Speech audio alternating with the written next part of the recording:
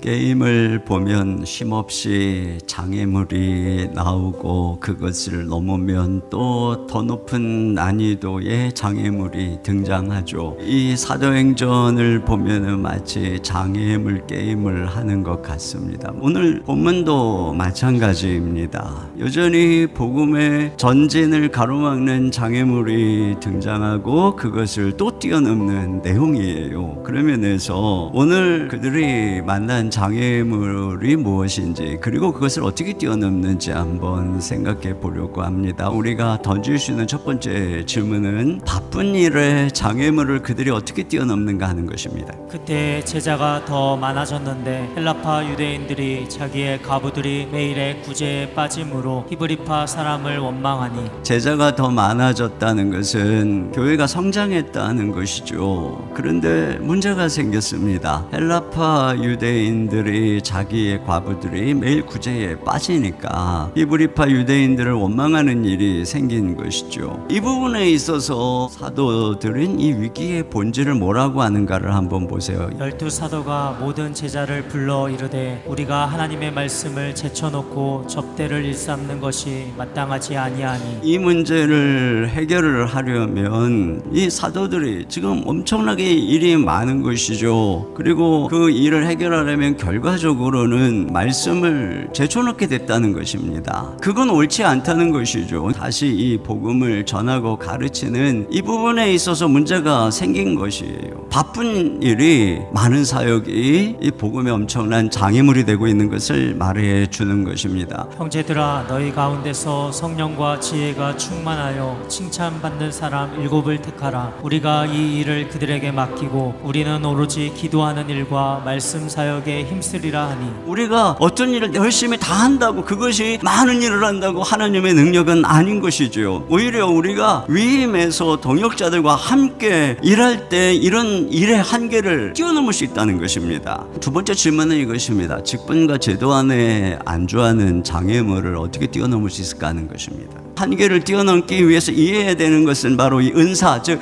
직분, 봉사와 사명의 관계인 것입니다. 여러분, 우리의 은사는 몸을 세우기 위해서 하나님이 우리 모든 사람들 지체들에게 주시는 재능인 것입니다. 그래서 우리는 그 은사를 따라서 봉사를 하고 그 직분을 받기도 하고 그래서 몸된 교회를 섬기는 것입니다. 그런데 사명이라고 하는 것은 우리가 어떤 은사를 가지고 어떤 직분을 갖고 봉사를 하든 공동체 구성원이면 모두가 다 누구나 다 해야 되는 이 복음 전파의 의무인 것이죠. 그것을 말하는 것입니다. 그리스도께서 우리에게 주신 사명은 이 십자가의 부활의 복음을 전하라는 것입니다. 우리가 이 말씀 사역을 통해서 복음을 전할 때 사람들이 그리스도를 만나게 되는 것이고 그때의 구원을 받게 되는 것이고 그리스도의 통치가 시작되는 것이고 공동체가 세워지게 되는 것이죠. 그러니까 이와 같은 말씀이 왕성할 때에 주의 나라가 힘있게 세워지는 것입니다. 우리는 오로지 기도하는 일과 말씀 사역에 힘쓰리라 하니, 사도들이 가지고 있는 우선순위는 교회의 우선순위인 것입니다. 그러므로 교회가 무슨 일을 하든지 기도하는 일과 말씀을 제쳐놓는 이 사역은 있을 수가 없다는 것이에요. 그래서 여기 보면은 사도행전은 다 성도들을 제자라고 부릅니다. 제자들이 많아졌다. 사도만이 주님의 제자가 아니라는 거예요. 모든 성도가 다 주님의 제자라고 하는 것입니다. 세 번째 우리가 던지는 질문은 종교와 전통의 껍질이라고 하는 장애물을 어떻게 뛰어넘을까 하는 것입니다. 우리가 아는 것처럼 이제 스데반은 신약의 최초의 순교자입니다. 도대체 그의 싸움이 무엇이었을까? 그것은 바로 스데반이 유대교를 떠받치는 두 가지 기둥, 성전과 율법을 거슬렀다는 것이에요. 그래서 이 엄청난 종교와 전통의 껍질이라고 하는 것, 그래서 그리스도를 가로막고 있는 이 장애물과 팡 부딪혀서 싸우다가 순교한 것입니다.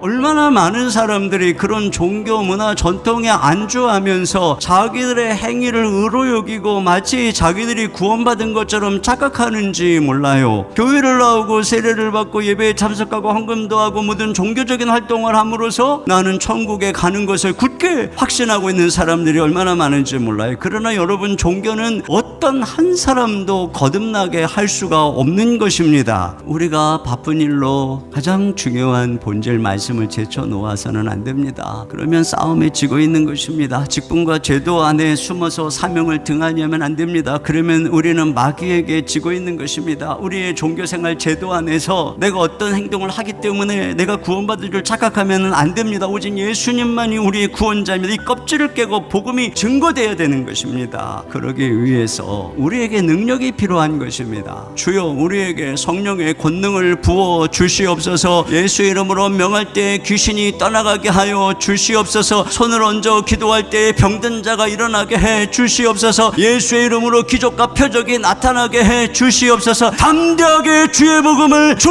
예수 그리스도의 복음을 증거하게 주시옵소서. 능력을 주시옵소서. 이 기도가 우리의 매일매일의 기도가 되어지시기를 주님의 이름으로 축원합니다.